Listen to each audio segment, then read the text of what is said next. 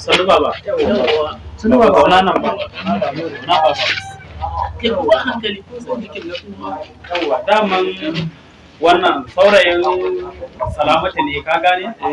To wanda dai yake zuwa wajen ta ne to shine yace yana so ya ga manya a bashi dama ya turo iyayensa. Ka ganshi nan. To an ganshi mana. Good morning, Dad. Ne good morning. Haba yaro, ka san ni na san ka, na gane ka ko da ka zo.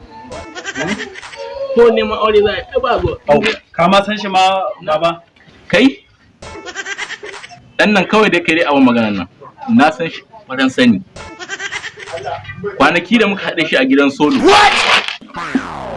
Ina gaya ma wannan. Na gaisa da yarinyar shi. Muna gaisa kawai sai da ya mare ni.